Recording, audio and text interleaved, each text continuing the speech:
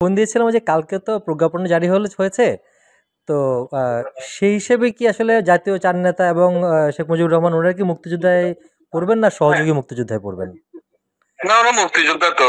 মুক্তিযোদ্ধা যে গভর্নমেন্টটা ওখানে আমাদের অস্থায়ী সরকারটা ছিল মুজিবনগরে, সরকার সুস্পষ্ট ভাবে তো লেখা আছে ওখানে অধ্যাদেশে, ওটা ওরা তো মুক্তিযোদ্ধাই।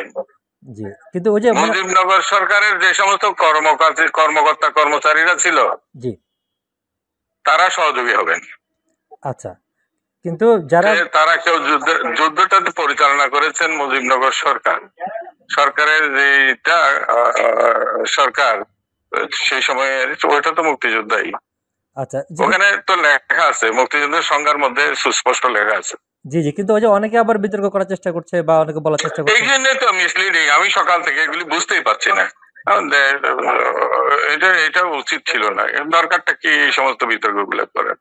এটা তো সুস্পষ্ট, যারা সশস্ত্র ভাবে যুদ্ধ করেছে তারা মুক্তিযোদ্ধা। এরপরে এখানে মুজিবনগর সরকার সেই যুদ্ধ পরিচালনা করেছে, অবভিয়াসলি তারা মুক্তিযোদ্ধা, সেখানে তো লেখাই আছে সব। আর এই সরকার দ্বারা স্বীকৃত যা আছে সবাই মুক্তিযোদ্ধা, এই সকল বাহিনীগুলি মুক্তিযোদ্ধা, এটাই লেখা আছে। স্যার ওখানে আরেকটা বিষয় আছে যে জামাত এবং নেজাম ইসলাম পার্টি যারা সহযোগিতা করেছে পাকিস্তান বাহিনীকে, সেক্ষেত্রে বর্তমান সরকারের অবস্থান এই দুইটা পার্টির বিষয়ে কি হবে? লেখা আছে তো, ওটাও তো লেখা আছে যে তারা পাকিস্তানিদের সহযোগী ছিল, সে কথা লেখা আছে তো। জি, কিন্তু মানে আপনার কাছে অধ্যাদেশটা আছে? জি, আপনার কাছে কি এটা? জি, আমি পড়েছি।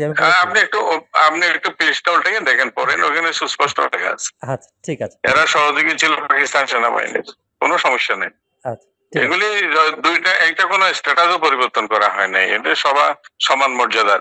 আর সুবিধাদি যা পাইতো সেটা উভয় ক্ষেত্রেই সমান হবে, এইটুকু। আচ্ছা, ঠিক আছে। Thank you sir, thank you.